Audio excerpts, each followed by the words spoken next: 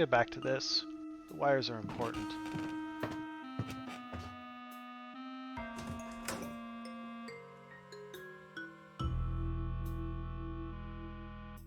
Spotty, you'll need to come here. Got the cables you requested. Think you can fix the lights with these? Yes, but you're gonna stay close by, right? Be right here, buddy. I'll keep you safe. Okay, thanks. I'm coming in. Fixed. The cables weren't in good shape, but it should work for now. I'm colorblind though, so we'll soon see if we'll see soon if I got any wires messed up.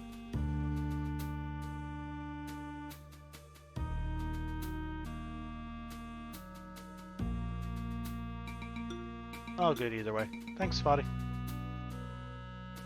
There's a wool ball card stuck in the ceiling. How can I get my paws on it? Broken broom could be handy later.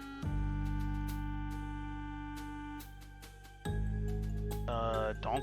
Still can't reach the card. It's too high up. A little further.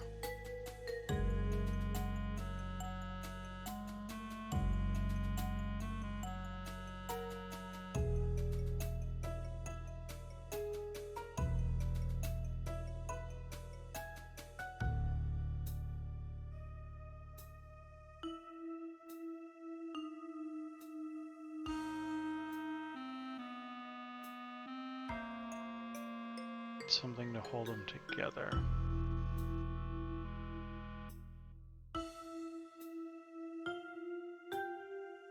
It's industrial paints, it's applies, no need for that stuff. Toolbox, no need to open this toolbox. I've already got a screwdriver. This cleaning product containers is empty. Not that this place could be cleaned at this point anyways. Boxes from Box Furniture. Kinda ironic. Maybe we're finally coming full circle. Barrel's rusty and dangerous. Not gonna risk cutting myself up trying to pry it open.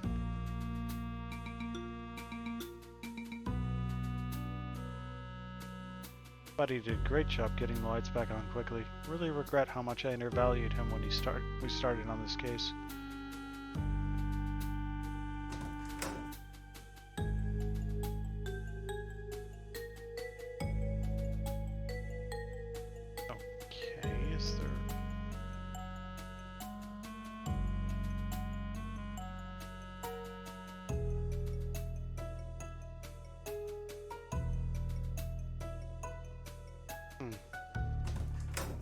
I don't have any way to open it that I can see.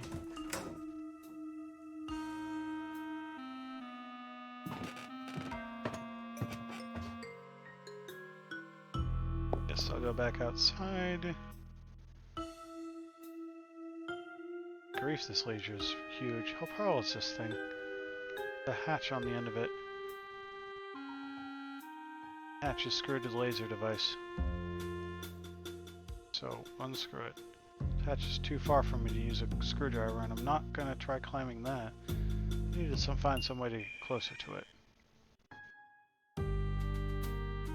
I said before how much I hate pigeons. I really hate pigeons. Trying to take into the office, they're always coming to the window, cooing and flapping, waking me up. Pigeons are the worst. The key is just there. Can't grab it. The gap in the window is too small. No way I can remove planks of the glass without alerting Pepper. Guess what I have one more use of. Could try using the magnet against the key since it still has a remaining charge. Ooh, ooh, the key is slowly moving. Wiggling ever closer. Sweet! Got it! Good work, Tiny Magnet. Your job here is done. You are a good friend to me on this adventure.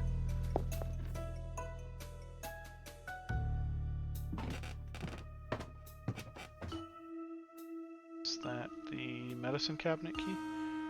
Key in the cabinet's lock seem to be matched. Will it be open? So it does. Lots of goodies in here. Some meds to help deal with stress and anxiety. This must have been in an office building in the past. So I guess I shouldn't have expected much else. Medicine cabinet contains several rolls of bandages. I'm gonna take one in case. Well, let's hope we don't get hurt. syringe. Kinda gross, but otherwise intact. Let's take it because it could come in handy.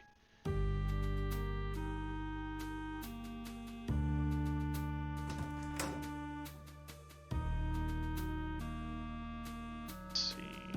Bandages. Can no wonder all the bandages are on one end of the broom. And voila. Now I just need to attach this to another object and I'll have something usable.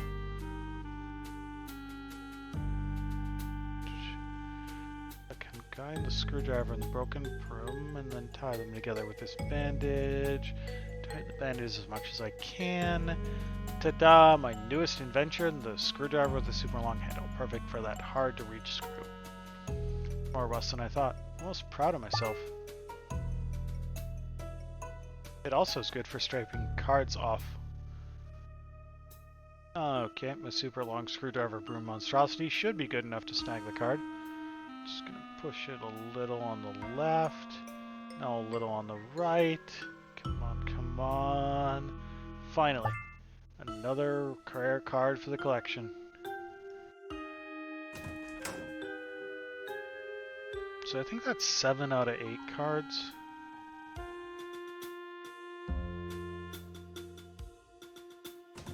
No, we don't want to be in the maintenance room. That's the wrong place.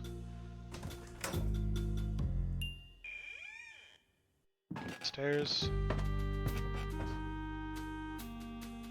Side. Extendo screwdriver on the hatch. Okay, let's see if my mega screwdriver can do the job. Broom and screwdriver aren't attached to each other very well, so if the hatch is sealed too tightly, I'm screwed. Odd. Enough with the jokes. I'm gonna turn to Patches or Morty if I keep it up. Back to the hatch.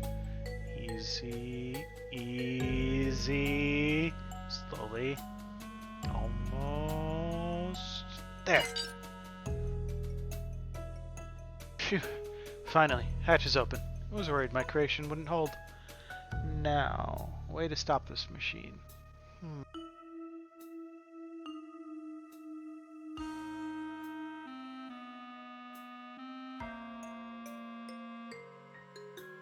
I don't think this empty syringe is going to help here. What happens if I do this? Hatch is already open. Hatch is open now. Pixel mentioned some other way to make this thing crap out.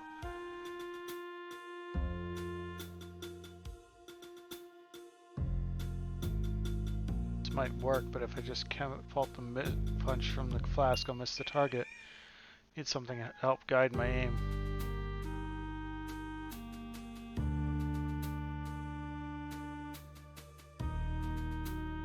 If I suck out the milk punch from the flask into the syringe, I could use it to do a precise spray from a distance. This could actually prove useful.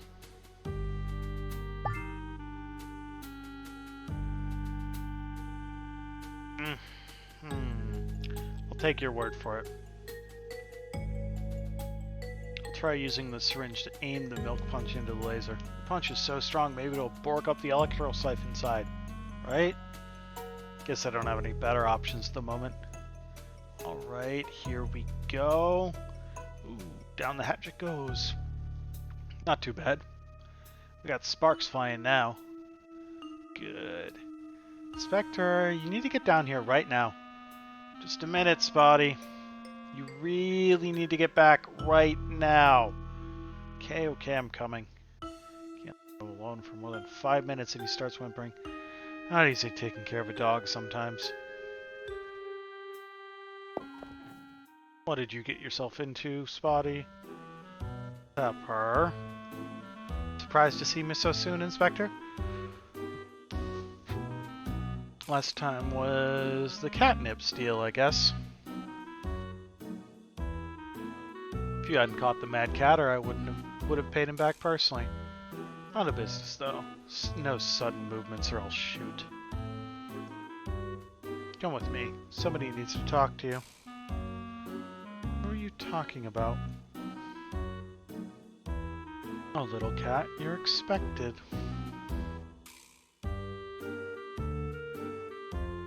First, I need to know something.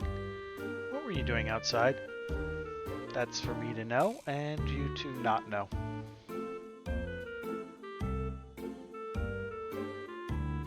Trying to get on the roof? Did you mess with the laser? Tell me the truth.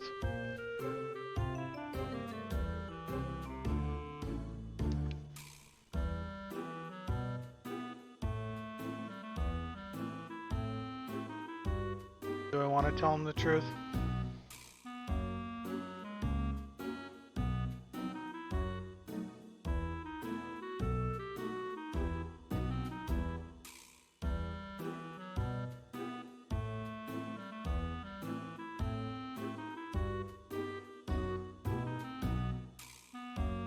I guess. No laser. I promise. So what were you doing then? I had to go out there and grab the key for the medicine cabinet. You can have it back if you want. Why would you have done that? I thought maybe there might be something in there I could use to make you sick. Make me sick with headache medicine? What a moron. One of Cat Town's finest. Come along, don't try anything stupid, mind you. Police dog is invited too.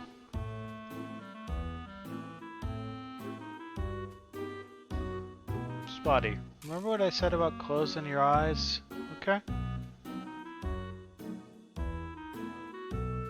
Shut your mouth, Waffles. Move it.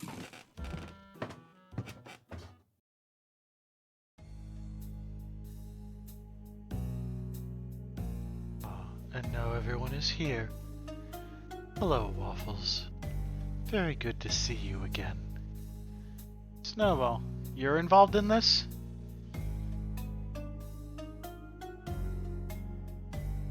And nice to meet you as well, Spotty. How are you here? I saw you in prison. You already know that wasn't me, Inspector.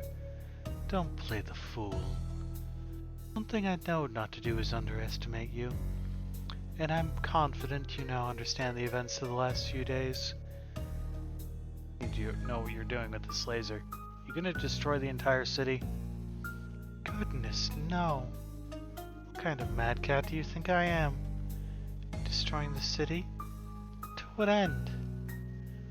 No point in doing that. I want power. And inciting a little chaos is the quickest way to get it. Cat Town will be under my paw soon enough. These are delusions of grandeur, Snowball. Perhaps for small-minded cats such as yourself, but for me, this is ambition. No need for pedantry, though. Sure, you're more interested in discussing some of the more confusing events from these past few days. That's true. You know me well. I'm grateful for you, you know. I've had so much fun with you lately. You deserve a pat on the back. Laser is ready. And now I'm just waiting for Patches to bring everyone out of the building. A couple minutes to spare. Hey, what did you say? Not using the laser during the debate? You'll see, friend. I'm always one step ahead.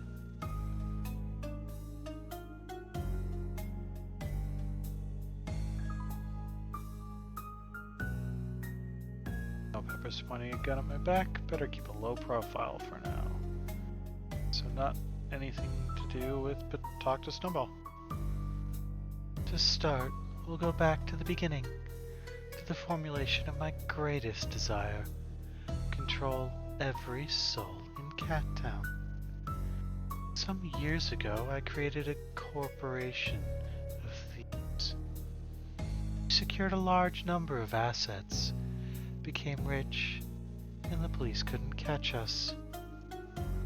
Yet I remained unsatisfied. Unlike Robin Wolf, we were not respected. We only inspired fear among the populace. And they saw us as a threat. No, you didn't share money with the poor. Not completely true, dear cat.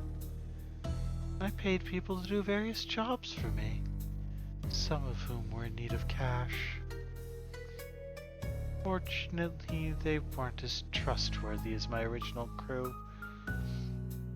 Soon, I had an epiphany. I'd never be able to control Cat Town until I literally controlled their minds. No more ulterior motives, no undue fear, no doubting my ability. You're mad. Oh, I know. But it's a creative madness, and I'm proud of that. I had this wild idea about hypnotizing our fellow citizens. Started simple.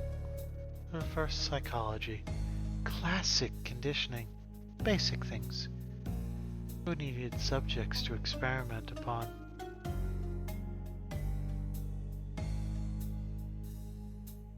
Okay, so you did psychological training on guinea pigs. No guinea pigs. Cats and dogs, of course. It took some time, but our first test was quite interesting. We tried, and I believe succeeded, in making the subject believe he was someone else. How good was he, Waffles? You've met him. Do you know who I'm referring to? Oh, your brother, Mello. He's the one in prison. He believes he's you. Correct. Really looks just like me, don't you think? It's your brother, Snowball. How can you let him rot in prison? I scratched his face for nothing. Yes, that is a shame. Collateral damage, as they say. In my defense, Mello approached me in desperation many years ago. He was broke. His shop was going under, and he asked me for money. I seized the opportunity, and now he is my very own stunt double. Became a very practical setup. He'd be eating at a restaurant, every police cat and dog in town watching him, and on the other end of the city, I would be robbing a shop. That's why you always had an alibi. Now you're catching on. It was one of my best ideas, not even mentioning the other advantages it presented me. So you said Mallo's lobotomization had other advantages? Lobotomization? Pfft, I'm not such base animals, Waffles. He's my brother. Even if he wasn't the brightest kid in the vile litter, I would never put him under the knife like that. But since he was on the team, I made use of him. We made him disappear to another city, and I was able to procure his old shop. This cat and candy shop, let me guess. You used it as a safe house. While Mel was in prison, you'd hide there while preparing whatever plans you had in mind.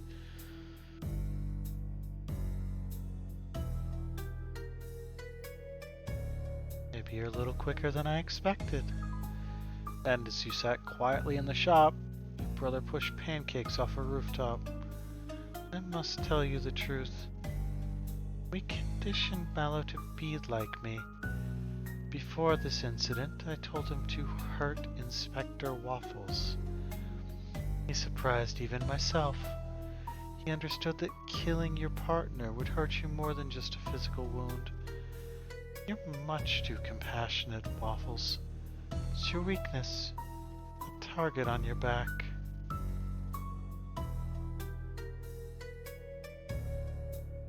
Nothing to say, friend? You're the most cowardly and pathetic cat I know.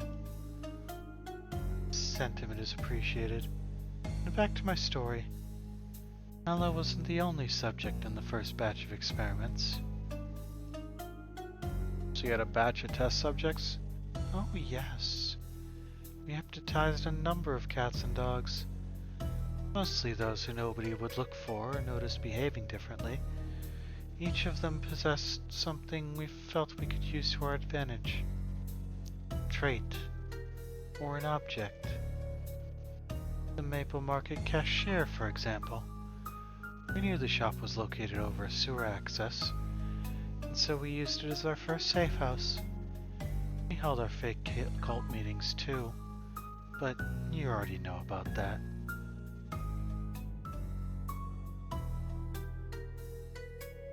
Sometimes, though, the subjects had flaws. Spent many nights with Mallow trying to share all my memories. Hey, Sully. Spent many nights with Mallow trying to share all my memories, but he would just forget the most important one of all. Did you notice it? Guess you remember what you said when pancakes... Sully has showed up to carry us. Nothing is luck with me, Inspector. Yes, of course I remember. There's more than one way to skin a cat. Yep, Mallow didn't know, so I knew something was off about him. You would never forget that moment. I knew it would happen someday. Inevitable, really. We had many failures. There was a dog that wasn't receptive to the experiments at all. We never determined why. But sometimes he would just black out. No bother. He was useless anyways. An antiques collector or something, if I remember well. It's Lucius. Admit him. He was hypnotized by a fishing rod. Yes, that's him. Not my best creation, but I improved quite a bit from there.